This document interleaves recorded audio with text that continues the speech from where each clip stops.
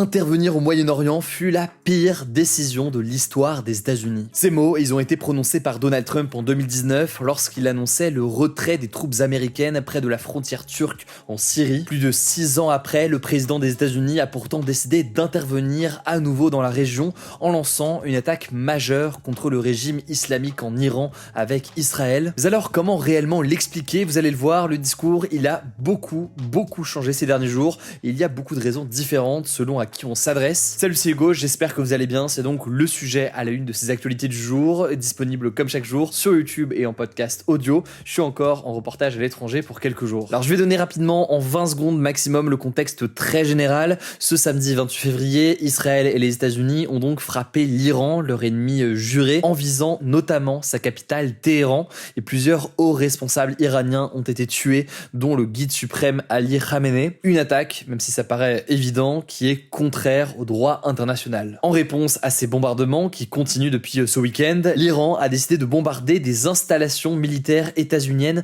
dans plusieurs pays alliés des États-Unis dans la région. Mais certaines frappes ont aussi touché des zones civiles. Alors ça arrivait en Arabie Saoudite, aux Émirats Arabes Unis, au Qatar, en Irak, à Bahreïn, au Koweït, à Oman ou encore en Jordanie. Israël est aussi directement visé et tous les missiles ne sont pas interceptés. Alors on a pu faire un point sur le bilan humain extrêmement important déjà ces derniers jours dans plusieurs pays du monde, mais comment est-ce que les États-Unis justifient une telle attaque au Moyen-Orient? Et je précise, même si ça paraît évident, mais pour ceux peut-être qui débarquent, l'objectif de ce sujet, ce n'est pas de justifier l'action de Donald Trump ou je ne sais quoi. Là-dessus, libre à chacun de se faire son opinion. Vraiment, l'objectif ici, c'est d'analyser factuellement ce qui est avancé par Trump, mais aussi, certaines contradictions ou changements qu'on a pu observer dans son discours, ainsi que certains éléments qui sont mis à l'épreuve des faits. Alors, l'un des principaux objectifs avancés par Trump au moment des premiers bombardements, c'était de détruire les missiles, l'industrie balistique, mais aussi la marine iranienne. Plus largement, les États-Unis et Israël cherchent aussi à neutraliser l'Iran dans un contexte où l'Iran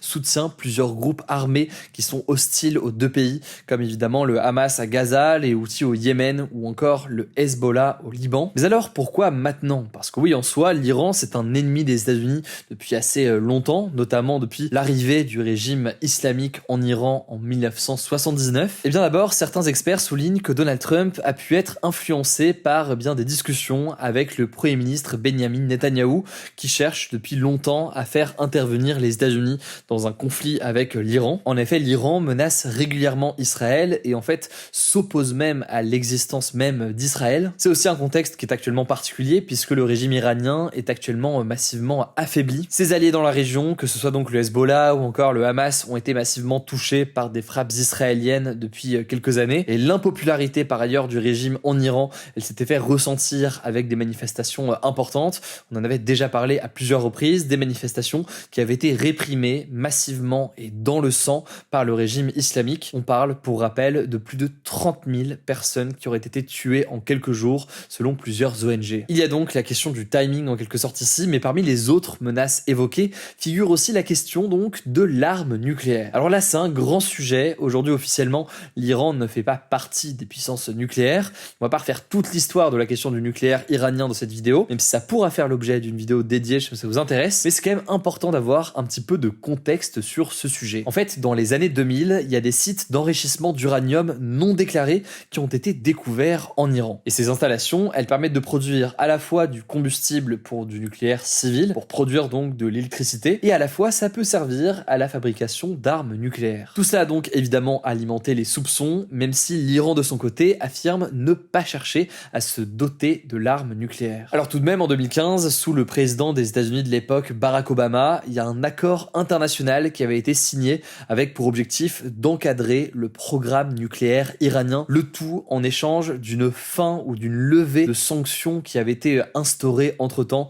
notamment par les États-Unis contre l'Iran. En gros, plus de contrôle sur le nucléaire en échange de quoi? Moins de sanctions. Mais en 2018, Donald Trump est président et il retire les États-Unis de cet accord, estimant qu'il ne permet pas réellement d'empêcher l'Iran de se doter de l'arme nucléaire. Progressivement, dans les années qui ont suivi, l'Iran avait repris l'enrichissement d'uranium, se rapprochant, selon certains experts, de la quantité nécessaire pour obtenir l'arme atomique. C'est dans ce contexte qu'Israël et les États-Unis avaient bombardé l'Iran l'été dernier. On en avait parlé évidemment à l'époque. Mais déjà à ce moment-là, il faut quand même le noter, les services de renseignement états-uniens états-uniens affirmait que l'Iran, je cite, ne construisait pas d'armes nucléaires. Autrement dit, il y avait une forme de contradiction entre le discours des services de renseignement états-uniens et quelques mois après, le discours de Donald Trump. À noter qu'avant le début des bombardements ce week-end, les États-Unis et l'Iran avaient entamé des négociations et selon le ministre omanais des Affaires étrangères qui encadrait ces discussions, un accord était, je cite, à portée de main. Mais vous l'avez compris, en tout cas officiellement, ce n'était pas l'avis des États-Unis. Autre élément que l'on peut noter, au-delà de la menace nucléaire, Trump a aussi évoqué une nécessité, je cite, d'éliminer la menace existentielle que fait peser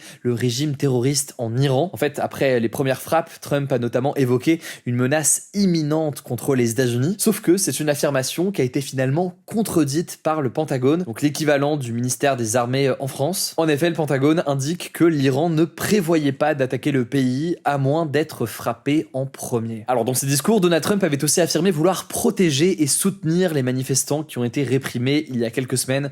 On l'a dit donc, il y a eu plusieurs dizaines de milliers de morts. Mais finalement, changement de discours, en ce début de semaine, les hauts responsables états-uniens affirment désormais que cette guerre, elle n'a rien à voir avec un changement de régime. Ce lundi, le ministre américain de la Défense a même affirmé que l'opération lancée contre l'Iran ne constituait pas, je cite, un exercice de construction de démocratie. Bref, Donald Trump a certes affirmé que c'était le moment pour les Iraniens de manifester contre le pouvoir et le régime islamique en place, mais clairement, on assume désormais que l'objectif n'est pas nécessairement d'aider la population sur place. Bref, Donald Trump semble mettre en avant ce qui est appelé par certains un concept de guerre préventive, le fait de mener une guerre pour prévenir d'un risque donc. Mais il faut comprendre que c'est une théorie et une vision qui est vivement débattue ou critiquée par un certain nombre de politiques ou de spécialistes de la région. On peut aussi noter au passage, avant de faire un point après sur le reste de l'actualité dans la région, mais que Trump a aussi affirmé que l'Iran développait des missiles capables d'atteindre les États-Unis, sauf que c'est une déclaration qui est non prouvée par les services de renseignement états-uniens qui affirment qu'il pourrait s'écouler encore une décennie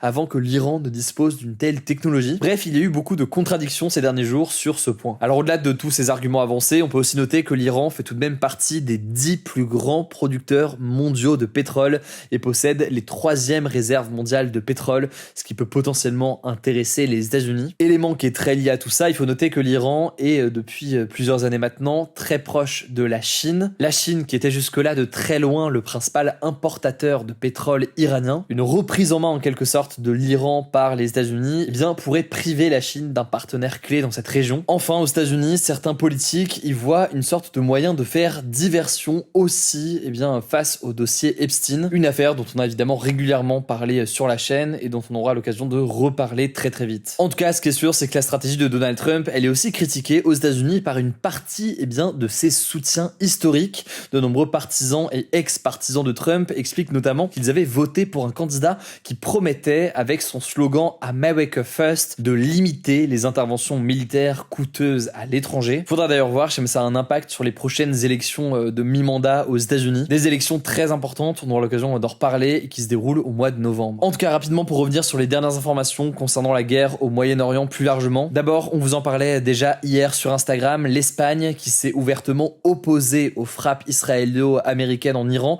a refusé d'autoriser les États-Unis à utiliser des bases militaires situées en Espagne pour mener ou soutenir des frappes contre l'Iran. En réponse, Donald Trump a menacé ce mardi de cesser tout commerce avec l'Espagne. De son côté, le Premier ministre espagnol Pedro Sánchez a réagi en déclarant, je cite, « Non à la faillite du droit international, non à l'idée que le monde ne puisse résoudre ses problèmes qu'à coups de bombes, et enfin, non à la répétition des erreurs du passé. » Il a par ailleurs dénoncé le régime islamique iranien et sa répression sanglante. Autre élément, là aussi, on vous en a parlé sur Instagram, la Turquie a affirmé qu'un missile tiré depuis l'Iran et qui se dirigeait vers son territoire avait été détruit par les défenses de l'OTAN, qui est cette alliance politico-militaire de pays occidentaux dont fait aussi partie la Turquie. Alors la Turquie affirme qu'elle n'était pas la cible du missile, qu'il visait donc certainement Chypre qui est à côté et qui abrite notamment une base militaire britannique. Autre information extrêmement importante, là aussi on vous en a parlé sur Instagram, un sous-marin états-unien a coulé un navire de guerre iranien.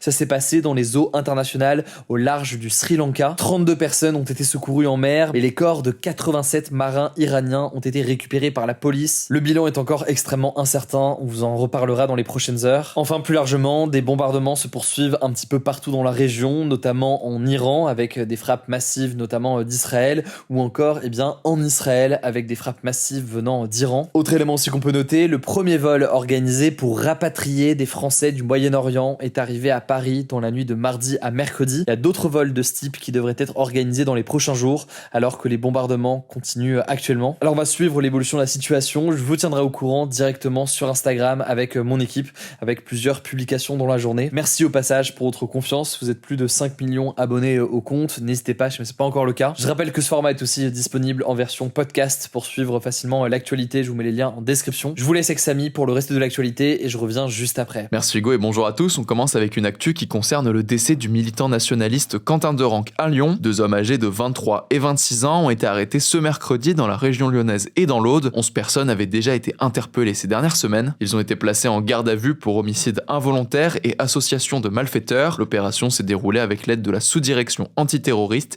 qui est désormais co-saisie des investigations. Pour les faits, rapidement, Quentin Derenque est décédé le 14 février dernier, 2 jours après avoir été agressé en marge d'une manifestation organisée par le collectif identitaire Némésis. Et ce rassemblement protestait contre la venue de la députée La France Insoumise Rima Hassan à Sciences Po Lyon. 6 personnes, dont Adrien B, un ex-collaborateur du député LFI Raphaël Arnaud, ont été mises en examen pour homicide volontaire, violence aggravée et association de malfaiteurs. Et une 7e personne, Jacques-Élie Favreau, l'assistant de Raphaël Arnaud, est poursuivi pour complicité d'homicide volontaire, violence aggravée et association de malfaiteurs. Par ailleurs, Robin C, lui aussi collaborateur parlementaire du député LFI Raphaël Arnaud, a été placé en garde à vue puis remis en liberté. Il est soupçonné d'avoir aidé l'un des suspects à échapper à la justice avant son interpellation. Deuxième actu, des millions de personnes risquent d'être exposées à la famine en Somalie, un pays d'Afrique de l'Est, à cause de la sécheresse qui perdure, selon le comité international de la Croix-Rouge. En fait, depuis 2 saisons, les saisons des pluies qui se déroulent d'avril à juin, puis d'octobre à décembre, sont insuffisantes. Et si la pluie tarde trop à arriver pour la prochaine saison, qui est donc censée commencer dans un mois, le pays risque de tomber dans une situation d'urgence alimentaire, selon l'organisation. En Somalie, 6,5 millions de personnes sont déjà confrontées à une insécurité alimentaire aiguë en 2026, et c'est le double de 2025,